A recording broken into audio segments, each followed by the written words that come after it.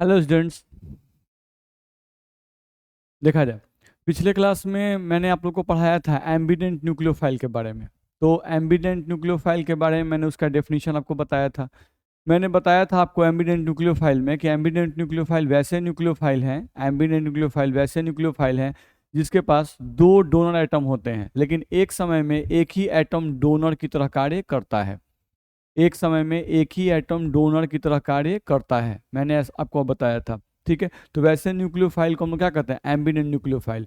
अब ambient nucleophile में मैंने आपको दो एग्जांपल्स दिए थे। एक एग्जांपल मैंने आपको दिया था CN- और एक एग्जांपल मैंने आपको दिया था NO2-। ठीक है, तो CN- का हम लोग डिटेलिंग कर चुके थे। अब अगला हम लोग का आता है इसमें NO2-। ये आपका रहा NO2-। अब इसके बारे में हम लोग को देखना है। ठीक, थोड़ा समझते हैं इसको ध्यान से। देखो तो यहाँ से हम ध्यान दें, अगर हम लोग को NO2- को समझना है तो NO2- ये हमारा हो गया, यही हम लोग का है NO2-। अब NO2- को लिखते कैसे हैं भाई? तो NO2- लिखाता है हम लोग का N double bond O single bond O पर माइनस। यही आपका NO2- का स्ट्रक्चर हो गया। NO2- का ये स्ट्रक्चर हो गया। अब इस एटम में कौन कौन से एटम डोनर की तरह काम करेंगे? तो देखो, हमको इसमें देखना है। सबसे पहले देखा जाता है कि इस NO2- में किसके पास इलेक्ट्रॉन डेंसिटी सबसे ज़्यादा है। NO2- में कौन डोनर की तरह काम करेगा, ये सवाल है। तो हम ये बोल रहे हैं कि NO2- जो आपको दिया हुआ है, किसी भी मॉलिक्यूल में या किसी भी आयन में वही एटम डोनर की तरह काम करता है जिसके पास इलेक्ट्रॉन डेंसिटी सबसे ज़्यादा हो।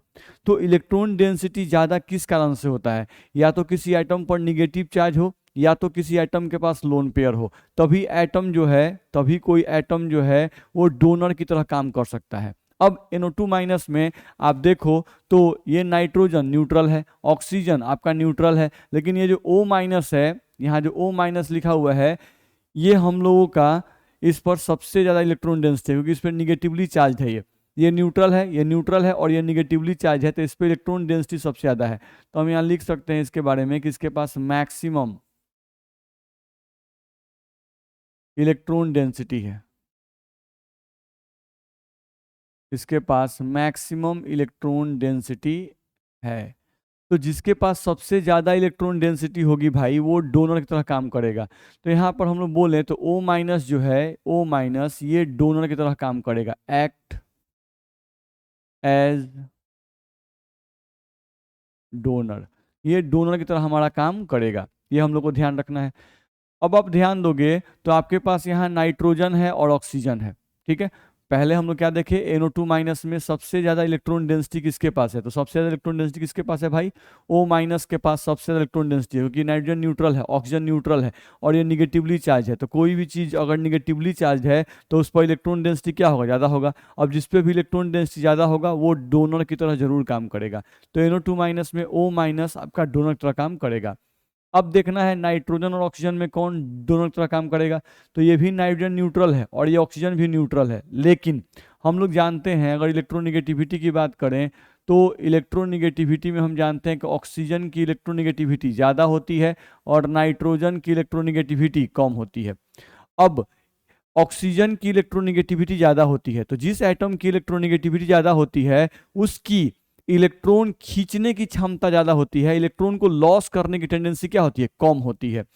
तो हम लोग को ध्यान रखना है, यहाँ पर ऑक्सीजन की इलेक्ट्रॉन ज़्यादा है तो ये इलेक्ट्रॉन लूज आसानी से नहीं करेगा, लेकिन ये इलेक्ट्रॉन का लॉस आसानी से कर सकता है इन कंपेरिजन टू ऑक्सीजन।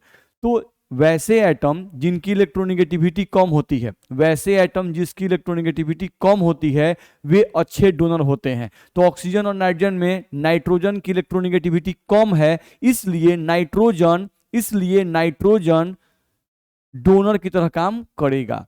तो अगर कोई पूछता है कि इस नाइट्रोजन और ऑक्सीजन में डोनर की तरह काम कौन करेगा, तो नाइट्रोजन डोनर की तरह काम करेगा, ऑक्सीजन डोनर की तरह काम नहीं करेगा। अब सवाल उठता है कि नाइट्रोजन डोनर की तरह क्यों काम करेगा? इसके पास तो निगेटिव चार्ज नहीं है, लेकिन नाइट्रोजन के पास लोन पेयर है। नाइट्रोजन के आउटर मोस्ट ऑर्बिट में कितने इलेक्ट्रॉन होते हैं? 5। नाइट्रोजन के आउटर मोस्ट ऑर्बिट में इलेक्ट्रॉन कितने होते हैं? 5। अब 5 में से यूज कितने कर रहा है? आप कितने बॉन्ड का फॉर्मेशन कर रहा है? तो देख लो, 1 बॉन्ड, 2 बॉन्ड और एक 3 बॉन्ड। तो इसके पास देखोगे तो एक लोन पेयर बचा हुआ है। इसके पास एक लोन पेयर जो है बचा हुआ है, तो इसके पास नाइट्रोजन है, इस नाइट्रोजन के पास लोन पेयर है, इसलिए भी नाइट्रोजन जो है ये भी डोनर की तरह काम करेगा, एक्ट एज डोनर। ठीक है, तो NO2 माइनस में मैं फिर से बता दूं, NO2 माइनस जो मैंने यहां पर लिखा हुआ है, इस NO2 माइनस में आपका डोनर की तरह दो एटम काम करेंगे, एक O माइनस और एक neutral nitrogen.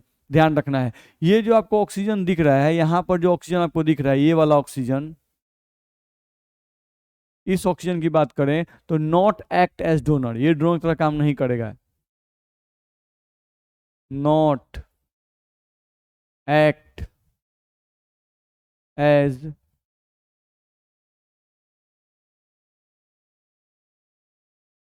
Not act as donor, ये डोनर की तरह काम नहीं करेगा। चलो, तो NO2 माइनस में आपका डोनर की तरह काम कौन करेगा, O माइनस और नाइट्रोजन, मैंने क्लियर कर दिया। चलो, अब NO2 माइनस में, NO2 माइनस में जिस समय आपका O माइनस डोनर की तरह काम करेगा, उस समय NO2 माइनस का नाम होगा नाइट्राइट। देखिए यहां लिखा हुआ है, when O minus act as donor then name of NO2 minus is nitrite। ठीक है, फिर क्या लिख रहा है, when nitrogen act as donor then name of NO2 minus is nitro। यानी ध्यान रखना होगा कि जिस समय आपका ऑक्सीजन डोनर की तरह काम करेगा, उस समय NO2 माइनस ग्रुप जो है, NO2 माइनस जो आयन है, इसका नाम होगा नाइट्राइट, और जिस समय नाइट्रोजन डोनर की तरह काम करेगा, इसका नाम होगा नाइट्रो। ये हम लोग को ध्यान रखना है। अब दूसरे पॉइंट पे आते हैं, थोड़ा सा ध्यान दो। देखो, तो हम लोग यहां से देखें अगर, तो केयर करो, हम लोग यहां से एक एग्जाम्पल लेते हैं NaNO2 का, NaNO2 का हम एग्जाम्पल लिए। अब NaNO2 थोड़ा फैला के लिखो, देखो तो, NaON डबल बॉन्ड O, ये हुआ NaNO2 का स्ट्रक्चर। ध्यान रखना है, सोडियम एक है, सोडियम एक है, नाइट्रोजन एक है, नाइट्रोजन एक है, ऑक्सीजन दो है, ऑक्सीजन दो है। अब फॉर्मूला देखने से क्या लगता है, फॉर्मूला देखने से लगता है कि सोडियम के साथ कौन जुड़ा है, नाइट्रोजन। फॉर्मूला देखने से लगता है कि सोडियम के साथ क्या जुड़ा है, नाइट्रोजन। लेकिन जब स्ट्रक्चर आप लिखते हैं, तो स्ट्रक्चर में क्या दिखाई दे रहा है, स्ट्रक्चर में दिखाई दे रहा है कि सोडियम है, सोडियम के साथ ऑक्सीजन है, तब नाइट्रोजन है, और तब ऑक्सीजन है। तो ये NO2 का स्ट्रक्चर है, ध्यान रखना है। अब NaNO2 में ये जो बॉन्ड आपको दिखाई दे रहा है, सोडियम और ऑक्सीजन के बीच का बॉन्ड, ये बॉन्ड आपका क्या है भाई, तो ये आयनिक बॉन्ड है, ये आयनिक बॉन्ड है। तो आयनिक बॉन्ड में आप भी जानते हैं कि एक एटम डोनर होता है और एक एटम एक्सेप्टर होता है।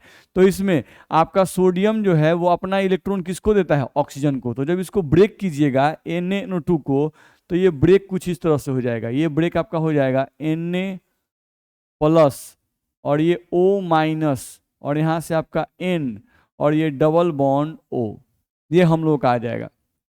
ध्यान रखना है, तो NaNO2 को तोड़िएगा आप, तो ये टूटेगा Na plus O minus N double bond O।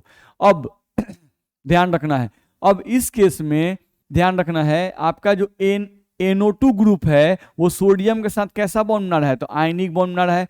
तो जब भी NO2 ग्रुप आयनिक बॉन्ड बनाएगा, तो उस केस में ये, जब भी आयनिक बॉन्ड बनाएगा, तो ये Na प्लस और O minus N double bond O में टूटेगा। तो इस केस में याद रखिएगा, ऑक्सीजन जो होगा वो डोनर की तरह काम करेगा, एक्ट एज डोनर, क्योंकि इसी के पास इलेक्ट्रॉन डेंसिटी सबसे ज्यादा है। अब इस केस में ये नाइट्रोजन और ये ऑक्सीजन डोनर की तरह काम नहीं करेंगे। हम पहले ही बता चुके हैं कि एम्बिडेंट न्यूक्लियोफाइल ऐसे न्यूक्लियोफाइल होते हैं जिसमें दो डोनर एटम होते हैं, लेकिन एक समय में एक ही एटम डोनर की तरह काम करेगा। यानी जिस समय O माइनस डोनर की तरह काम करेगा, उस समय नाइट्रोजन डोनर की तरह काम नहीं करेगा। तो मैं यहां से बोल रहा हूं कि NO2 ग्रुप जब आयनिक बॉन्ड बनाता है, NO2 ग्रुप जब आयनिक बॉन्ड बनाता है, तो उस केस में O माइनस डोनर की तरह काम करेगा, बाकी एटम डोनर की तरह काम नहीं करेंगे। तो उसी बात को हम यहां लिख रहे हैं कि when NO2 group when NO2 group formed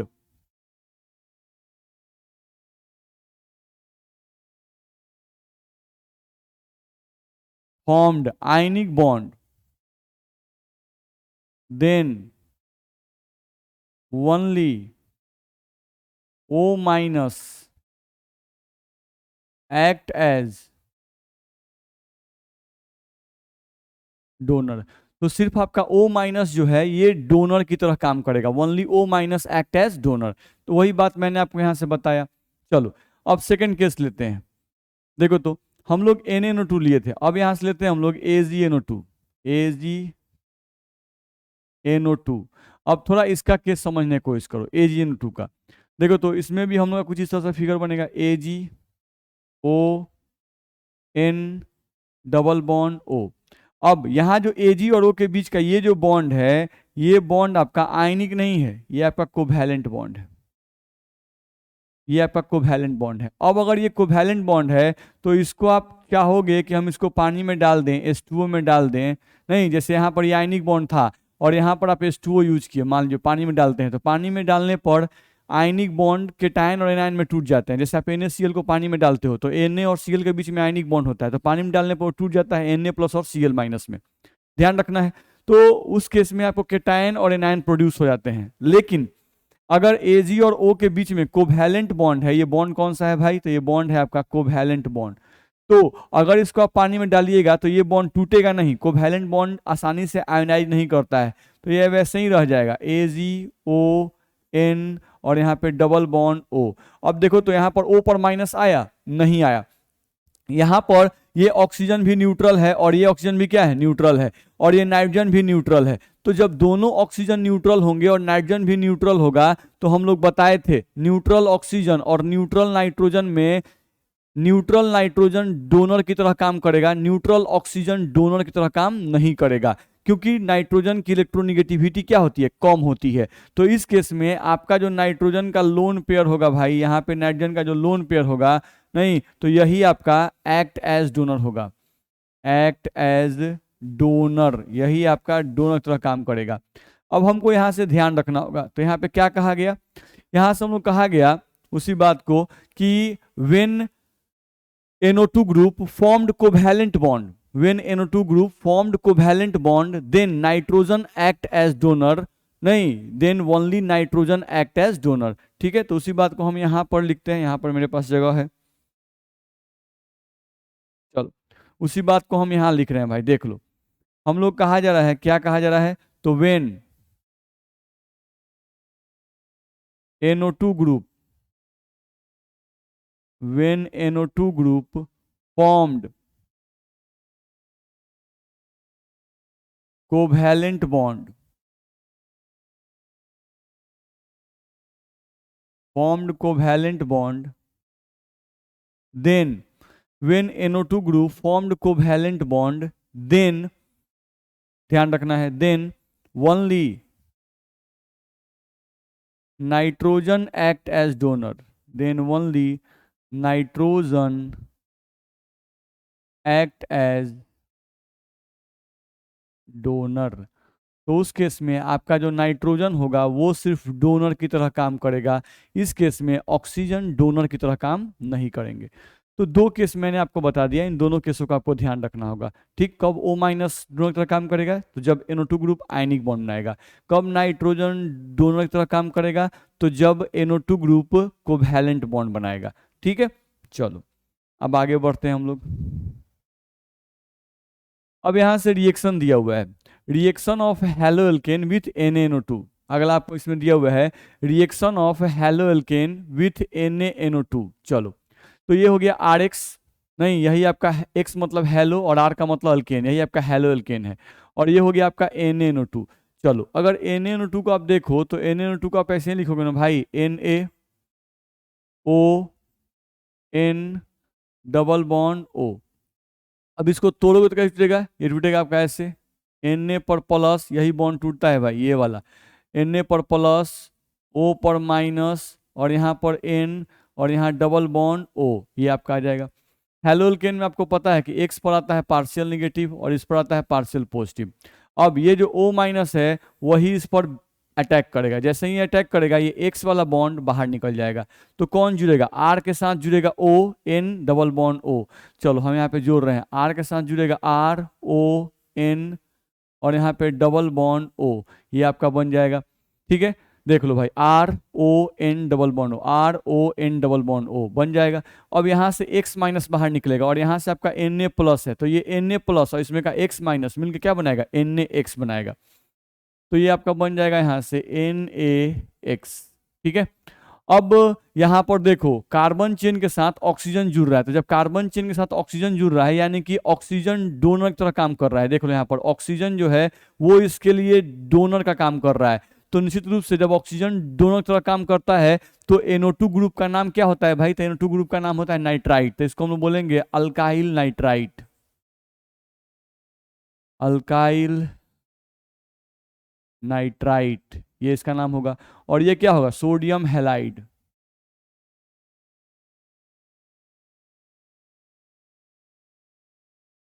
ये आपका हुआ सोडियम हैलाइड।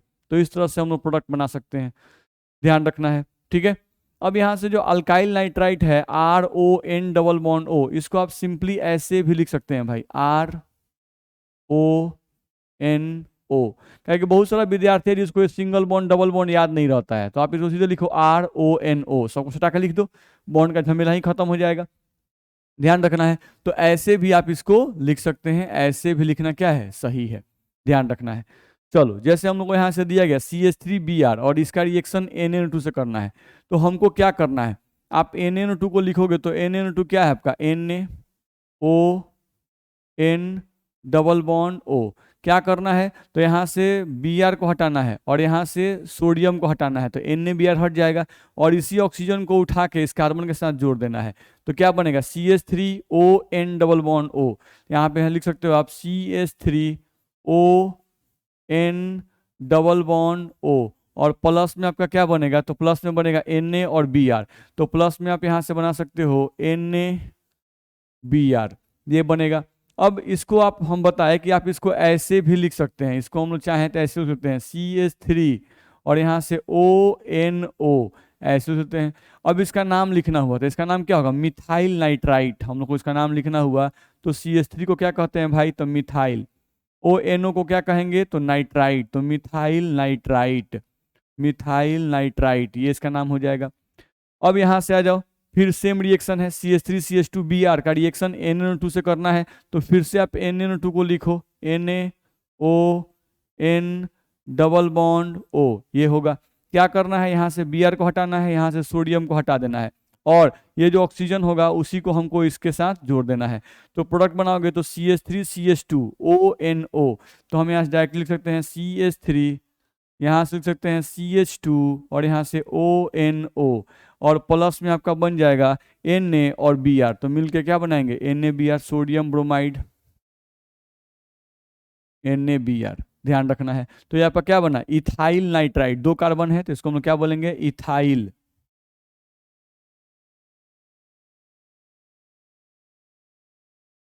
इथाइल नाइट्राइट, और वो आपका क्या बना, सोडियम ब्रोमाइड। तो इस तरह से आप प्रोडक्ट यहाँ पे बना सकते हैं। तो मेरे हिसाब से आपको इसमें कोई दिक्कत नहीं होनी चाहिए।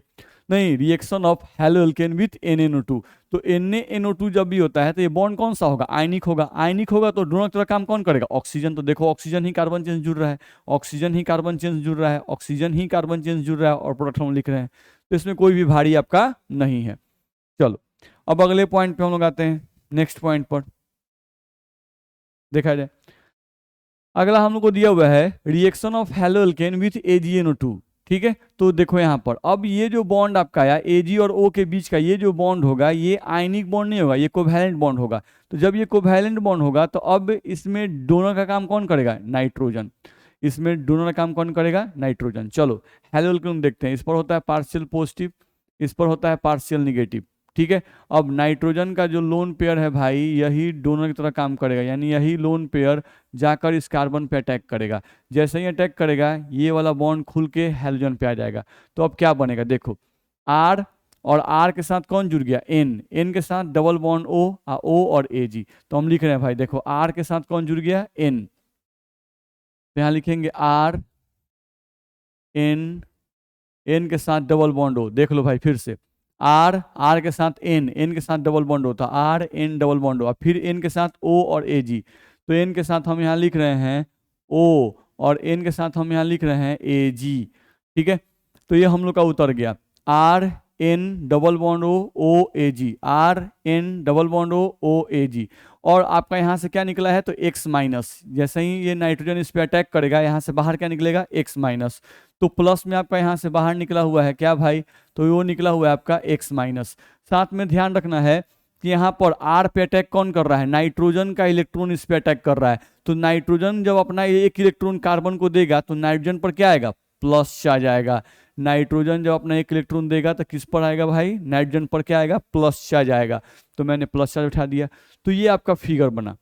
अब इसमें क्या होता है ध्यान रखो, अब इस x पर क्या है माइनस चार्ज है और n पर क्या है प्लस चार्ज है, तो ये x माइनस को n प्लस पे अटैक करना चाहिए नियमतः, इस x माइनस को n प्लस पे अटैक करना चाहिए, नहीं तो x माइनस के पास इलेक्ट्रॉन ज्यादा है तो ये अपना इलेक्ट्रॉन पॉजिटिव चार्ज वाले को देना चाहेगा, लेकिन क्या नाइट्रोजन के पास n प्लस के पास वैकेंट ऑर्बिटल है, तो नहीं, n प्लस के पास कोई वैकेंट ऑर्बिटल नहीं है, इसलिए ये जो x माइनस है वो n प्लस पे अटैक नहीं करेगा, x माइनस n प्लस पे अटैक नहीं करेगा क्योंकि n प्लस के पास वैकेंट ऑर्बिटल खाली ऑर्बिटल नहीं है n x माइनस का इलेक्ट्रॉन लेने के लिए, n प्लस के पास खाली ऑर्बिटल नहीं है, खाली ऑर्बिटल नहीं है x माइनस का इलेक्ट्रॉन लेने के लिए। चलो तो अब x माइनस कहाँ अटैक करेगा, तो x माइनस खुद क्या है, तो x माइनस खुद है एक नॉन मेटल, नहीं ये खुद है नॉन मेटल, और जो नॉन मेटल होते हैं उनकी टेंडेंसी होती है ज्यादातर कि वो मेटल पे अटैक करते हैं, नहीं क्योंकि मेटल जो हैं उनसे जब वो बॉन्ड बनाएंगे तो मेटल के इलेक्ट्रॉन देने की टेंडेंसी होती है, लेने की टेंडेंसी नहीं होती है। तो अगर ये x माइनस इस मेटल को सिल्वर को अगर इलेक्ट्रॉन दे, नहीं इस सिल्वर को इलेक्ट्रॉन अगर ये देता है, नहीं तो आसानी से इसके साथ बॉन्ड हम लोग का बन जाएगा, क्योंकि सिल्वर को अपना इलेक्ट्रॉन देगा तो सिल्वर से जब वो मांगेगा तो फिर उसको इलेक्ट्रॉन वो मिल सकता है, क्योंकि ये मेटल है, मेटल इलेक्ट्रॉन दे देते हैं। तो अगर x माइनस अपना इलेक्ट्रॉन रख दिया सिल्वर के पास और फिर जब मांगेगा तो उसको मिल सकता है, ध्यान रखना है। लेकिन बाकी देखो तो carbon non metal, nitrogen non metal, oxygen non metal, oxygen non metal, तो सब नॉन मेटल है और ये x माइनस भी नॉन मेटल है, तो क्या नॉन मेटल के को इलेक्ट्रॉन देना चाहेगा, नहीं, क्योंकि आप इलेक्ट्रॉन दे दीजिएगा तो फिर लेना मुश्किल, ध्यान रखना है। तो इसलिए हम लोग को ध्यान रखना होगा कि x माइनस कहाँ अटैक करेगा, तो Ag पे अटैक करेगा।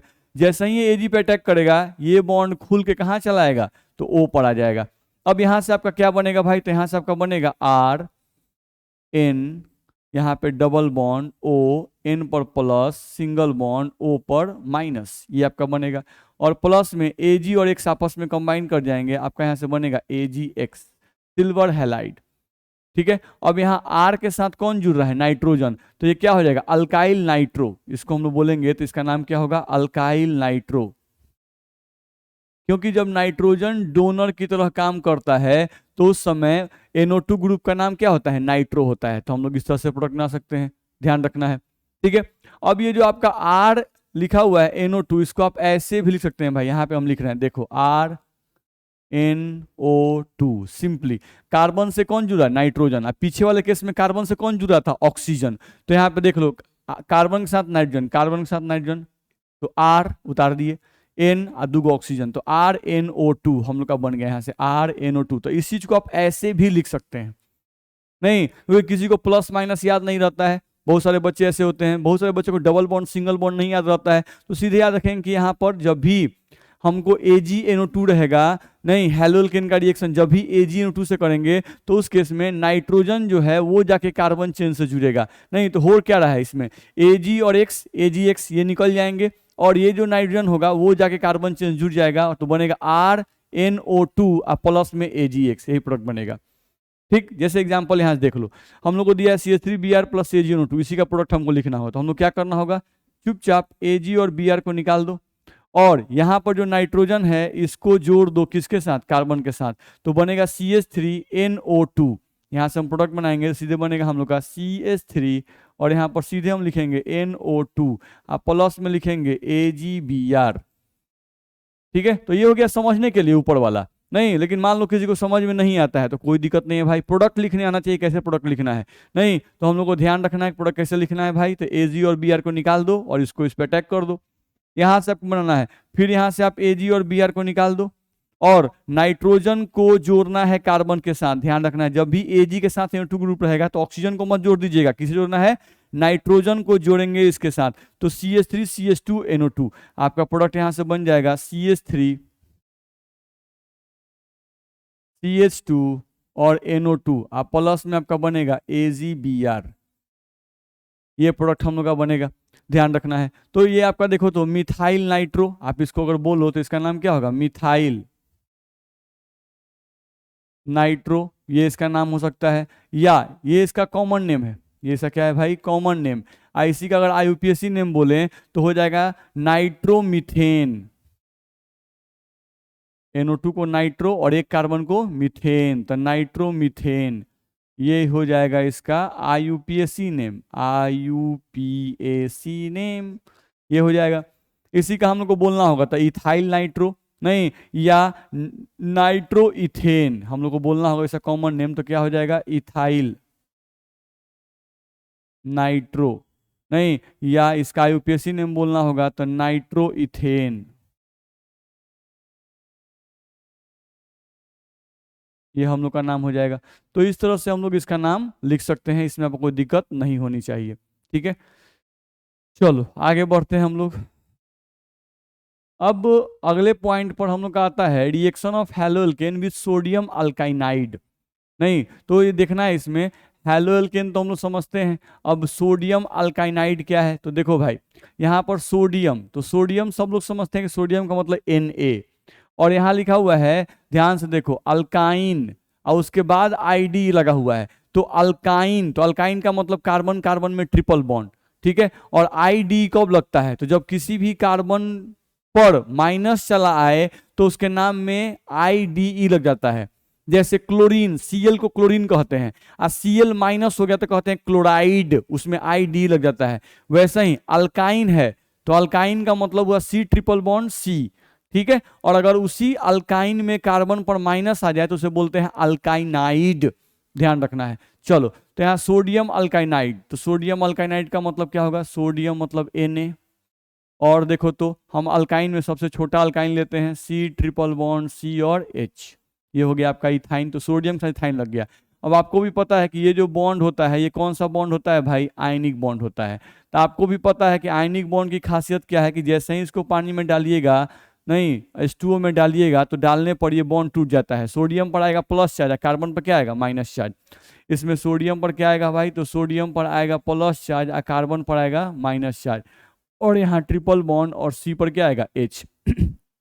तो यही आपका जो Na प्लस है ये आपका क्या है? तो Na प्लस हो गया आपका सोडियम, और ये दो कार्बन है तो इसको क्या बोलेंगे? इथाइनाइड। इथाइन लिख दिए और उसमें E हटाकर ID लगा दिए, तो ये बन गया इथाइनाइड, सोडियम इथाइनाइड, ये आपका बन जाएगा।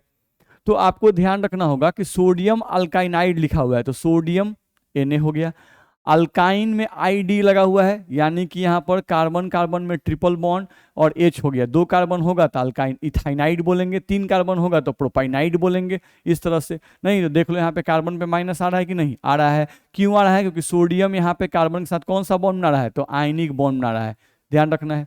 ठीक, चलो आप समझ गए होंगे। अब यहाँ से देखा जाए तो ये हम लोग का हैलो एल्केन है, ब्रोमोमीथेन, इसको हम लोग क्या बोलते हैं भाई? ब्रोमोमीथेन। ये है आपका ब्रोमोमीथेन, Br का मतलब ब्रोमो और CH3 का मतलब मीथेन, ब्रोमोमीथेन है। अब इनका रिएक्शन कराना है तो क्या करेंगे? Na और Br को अलग कर देंगे भाई, और इस कार्बन को उठाएंगे और इस कार्बन को उठा के हम लोग इस कार्बन से जोड़ देंगे, तो आपका प्रोडक्ट बनेगा CH3 C triple bond C और H। यहाँ से प्रोडक्ट आपका आ जाएगा CH3 C triple bond C और H, अब प्लस में आपका आ जाएगा यहाँ से Na और Br आपके निकल जाएंगे, तो ये आपका बन जाएगा Na और यहाँ से बन जाएगा Br। यहाँ पर देख लीजिए 1 2 3 कार्बन है तो ये क्या बन गया आपका? प्रोपाइन, ये आपका प्रोपाइन बन जाएगा। ठीक है, इस रिएक्शन को लिखना है तो आप अपने से लिखिएगा। इसमें क्या करना है? सोडियम और ब्रोमीन को अलग कर दीजिएगा और इस कार्बन को उठा के इस कार्बन के साथ जोड़ दीजिएगा, तो CH3 CH2 C triple bond C और H, तो 2 और 2 4 कार्बन, तो इसमें ब्यूटाइन आपका बन जाएगा, और प्लस में क्या बनेगा? NaBr। तो इस रिएक्शन को आप अपने से लिख सकते हैं, तो इसको आप अपने से लिखेंगे। ठीक है। तो यहाँ से हम लोग देखें अगर, तो यहाँ से हम लोगों को कैसे रिएक्शन इसको लिखना है ये आपको तरीका बताया गया। ठीक है, तो आज के क्लास में हम लोग इतना ही पढ़ेंगे, अगले क्लास में फिर हम लोग रिएक्शन को आगे बढ़ाएंगे। ठीक है, तो ये सब आसान रिएक्शन है, ये सब आपको आसानी से समझ में आ रहा होगा। कोई दिक्कत होगा तो आप हमसे क्लास में पूछिएगा। Okay, thank you.